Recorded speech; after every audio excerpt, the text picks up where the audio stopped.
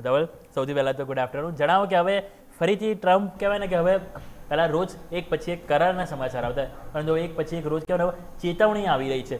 હુથીઓ સ્વાભાવિક છે કે જે રીતે તમે જુઓ તો સમુદ્રમાં જે હુમલા કરી રહ્યા છે એને લઈને ક્યાંક ને ક્યાંક ઈરાનને અહીંયાથી કહેવાય ને જવાબદાર ઠેરવી રહ્યા છે. તો શું ઓવરઓલ માહિતી છે અને શું ચેતવણી ટ્રમ્પ દ્વારા આપવામાં આવી રહી છે?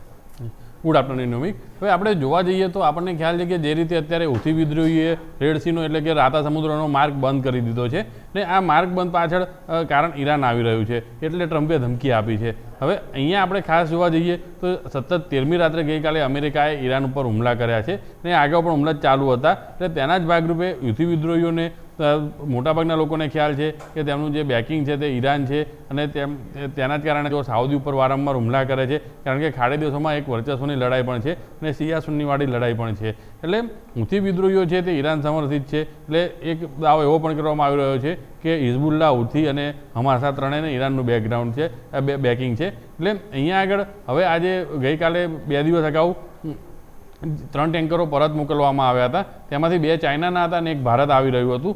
એટલે અહીંયા આગળ હવે હુથીઓ જે હુમલા કરી રહ્યા છે તેને લઈને ટ્રમ્પે ધમકી આપી છે કે ભાઈ જો હોર્મુઝ અને રેડ સી આ બંનેની અંદર એક પણ જહાજ ઉપર હુમલો થયો તો તેના માટે સીધું ઈરાન અને હુથી જવાબદાર ગણાશે અને હુથી કરતાં વધારે ઈરાન જવાબદાર ગણાશે કારણ કે હુથીઓને ઈરાનનું બેકિંગ છે અને આ હુમલા બાદ જે ખર્ચો થશે તે પણ ઈરાન પાસેથી વસૂલવામાં આવશે. એટલે તેમના જે અલગ અલગ દેશોમાં પૈસા ફ્રીઝ થયેલા છે તેના દ્વારા આ એક વસૂલાત કરવામાં આવશે. ટ્રમ્પે આ એક ધમકી આપી છે અને ટ્રમ્પે એ પણ કીધું છે કે જો ઈરાન જલ્દી ડીલ નહીં કરે અને હજી હુમલા ચાલુ રહેશે એક જહાજની સામે અમે તેમના અનેક પાવર પ્લાન્ટો, પુલો અને પરમાણુ મથકોને નષ્ટ કરીશું. એટલે ટ્રમ્પે આવી એક સ્પષ્ટ ભાષામાં ધમકી આપી છે અને તેની સામે ઈરાને પણ કીધું છે કે જો આ હુમલો થશે તો અમે પણ શાંતિથી નહીં બેસીએ.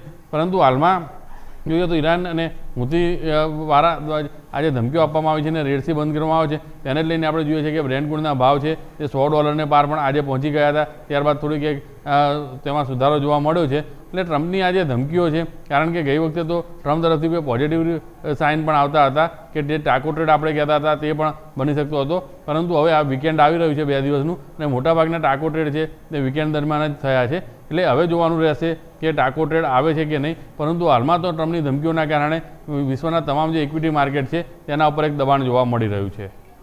ઓકે, તો ઓવરઓલ આ સમગ્ર માહિતી છે તમે જુઓ તો જેના કારણે અત્યારે કહેવાય ને થોડુંક આપણને ચિંતાભર્યો માહોલ આપણી બોર્ડરની પાર એટલે કે ગ્લોબલ તણાવમાં આપણને જોવા મળી રહ્યો છે. તો ખૂબ ખૂબ આભાર ધવલ આપનો માહિતી બદલ.